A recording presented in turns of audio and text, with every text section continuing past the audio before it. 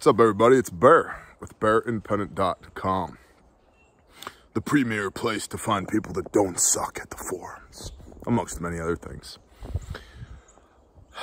About going snowblind out here.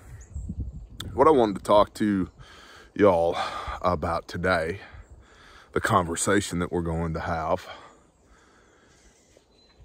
is basic preparedness. You know, we talked quite a bit at the beginning of the year that in 2021, we were going to get back to basics. And I wanted to have a quick conversation about implementing the basics. Now, right now, where I'm at in eastern Oklahoma, it's Snowpocalypse 2021. Will probably be passed by the time you see this video. And that's okay, because the point will stand on its own. The snowpocalypse that we were supposed to receive, forecasted by the false weather prophets to be anywhere between 18 and 20 inches over the course of 4 days, now 2 days in, has amounted to about 3 inches of snow.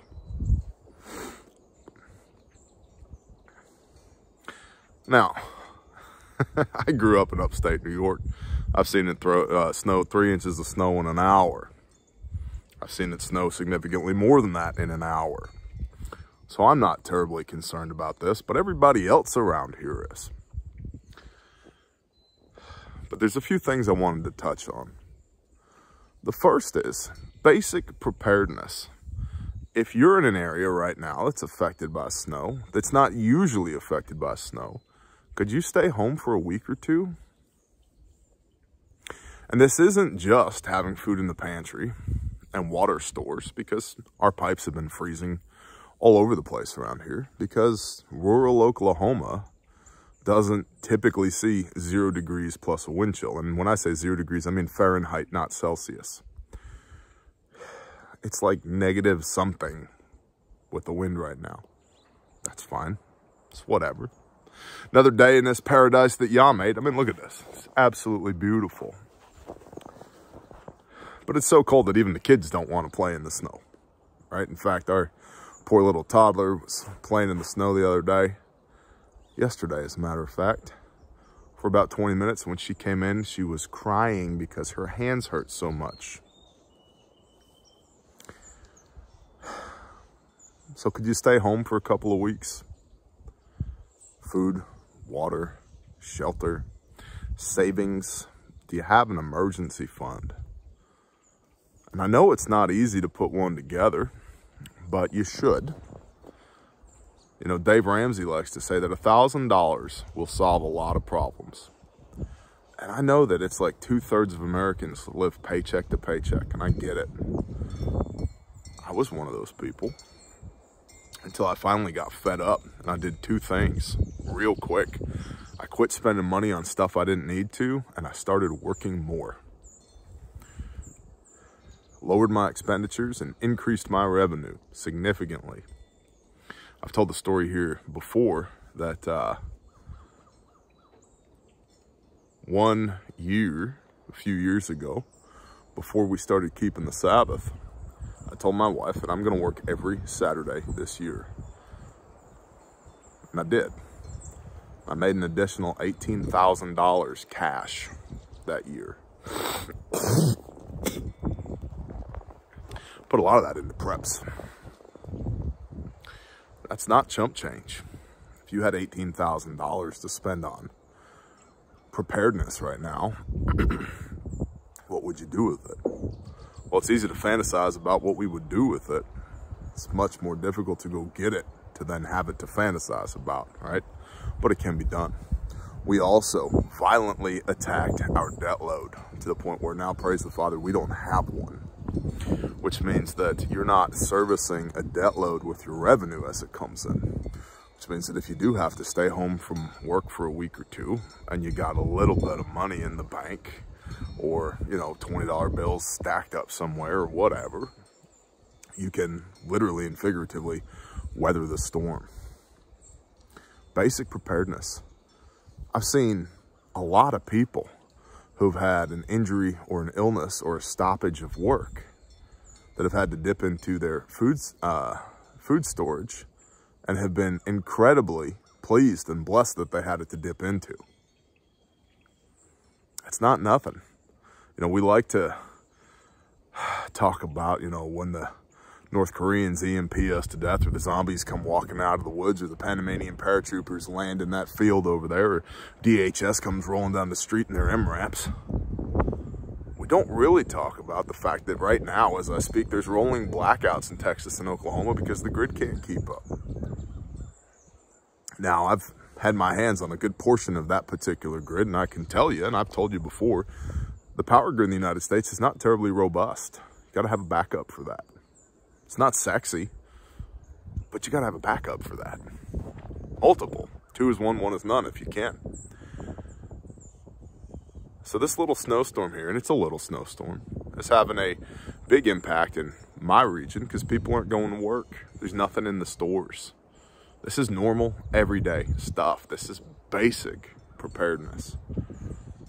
You know, the next thing I'd want to touch on is we tend to, as a preparedness community, exalt the bug out bag. See No Evil by Chaffiot Collection, CHAFFIOT collection.com. A portion of their proceeds go to combat human trafficking, which is why I'm such a big fan of theirs. Check them out. And I'll add, a lot of people say they're involved in human trafficking. They don't do much. Chaffiot is not that way. That's why we're friends. I'm a doer. I believe firmly in doing. Don't talk about it, be about it, right? Well, they are. But I digress. The bug out bag and the pedestal that it's put on regularly by preparedness-minded individuals. It's important, but it's just a portion of your bug out plan. If you had to bug out right now, and again, not because there's overwhelming force a neighborhood away, but because the situation here, let's say, becomes untenable. The water lines are frozen, the power's out, there's no heat. What do we do? Where do we go? The bag is important, but it's just part of the plan. The bug out plan is we're going to go to this location. It's going to take this long to get there. We're going to roll this many vehicles with this much stuff on it, which has been specified on this load sheet so we know what goes in there and where it goes. We are going to use radio communications this way on these frequencies, and this is our primary, alternate, contingency, and emergency commo plan. This is our primary route, our secondary route, and our tertiary route. Not because there's roadblocks, but because the roads might literally be impassable due to snow. Post-nasal drip. Not the vid, don't worry, it's okay. Normal stuff. All right, so the bug out plan is dependent upon the bug out location. Where are you going? Because a lot of people say, oh, I'm just gonna walk out in the woods when the world ends. You wanna walk out in the woods today? You're gonna go make a life out there? Can it be done? Yeah, for sure. I could do it. I have done it. Do I wanna do that with my wife and kids? Not so much. And I'll tell you what, they certainly don't want to do it. So where are you going? How are you getting there? What vehicle or vehicles are you taking? And then where in that vehicle is the exalted bug out bag going? Because we acknowledge, we recognize that all systems degrade into man-portable systems. Meaning that you have to be able to carry the most important stuff on your back, i.e. the bug out bag. But it's not a fix-all. It's not the knight in shining armor. It's not the be-all, end-all. It's just a portion of the system. And so if you haven't developed the other portions of the system and you don't have a bug-out plan, I would encourage you strongly to please get one, because real life happens. You know, right now it's a minor snowstorm, but it could be an earthquake, a tornado, or a hurricane, a nor'easter, right? And again, for a lot of people that live in the northern tier here in the United States and Canada and elsewhere, this is nothing. You know, if you live in Maine, having 5 months worth of stuff in your pantry is a way of life. It's not preparedness, because you're going to need it. But again, down here in Oklahoma, this is unheard of. People don't deal with this regularly here. And so there's myriad examples of where basic preparedness can be a major help to people in real need. Also, if you're squared away, positions of strength, you can be a blessing to other people If you don't need a whole lot of input in order for you to be good, that means you can take the time, energy, money, resources, blood, sweat, and tears that you have, and you can help other people with it. Why? Because it's the right thing to do. And if you don't have other people to help, maybe you live in the wrong place, or maybe you're conducting yourself poorly. Sooner or later, because I get this comment a lot, man, I can't find people. Well, you might live in the wrong place. Or you might need to work on you so that you are acceptable, attractive to other people, so that people want to be a part of what you got going on. You know, your vibe attracts your tribe. So if your vibe ain't attracting a tribe, maybe your vibe is wrong. And I say that in love because I've had to do a lot of self-work myself. Now,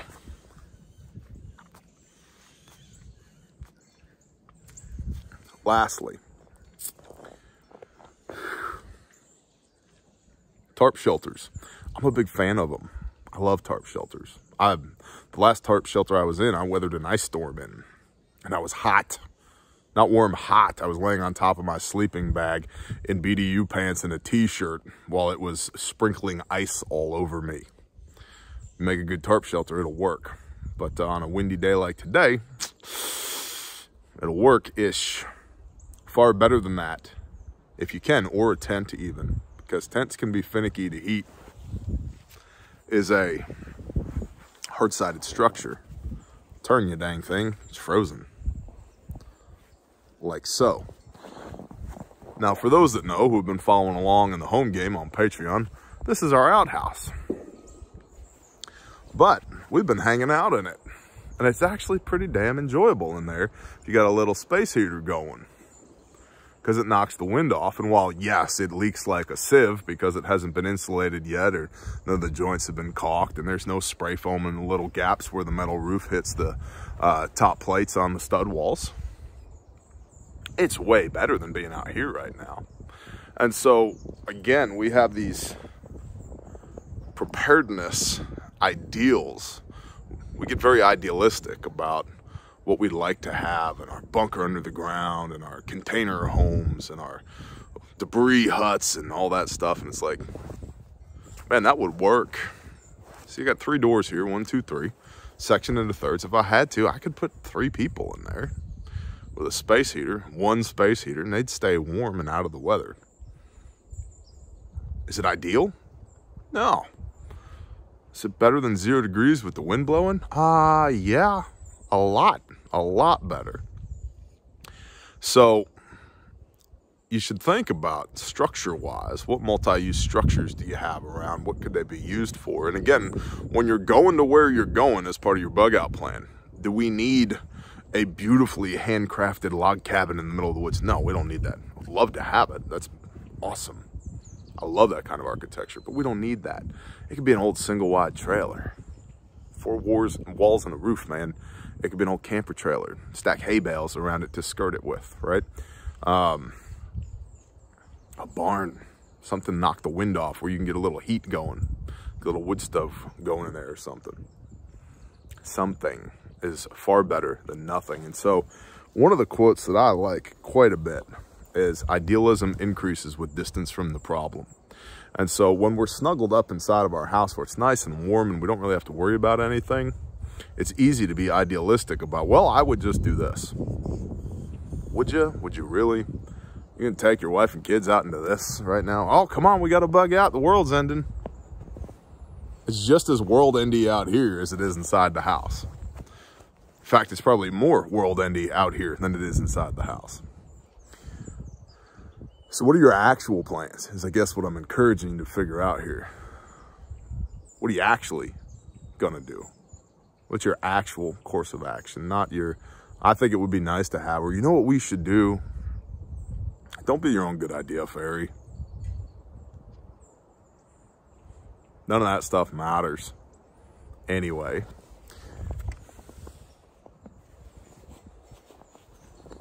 Because this, just a little bit of snow, will break a lot of people. But you know what? Basic preparedness will handle this.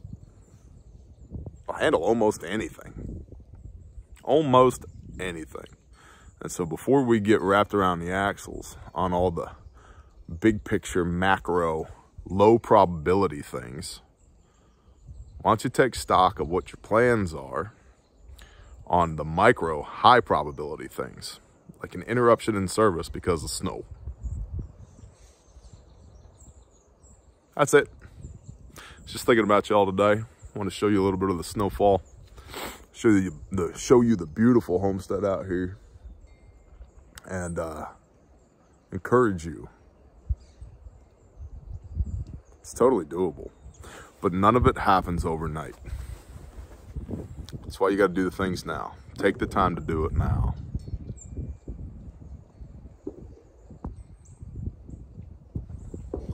Shalom.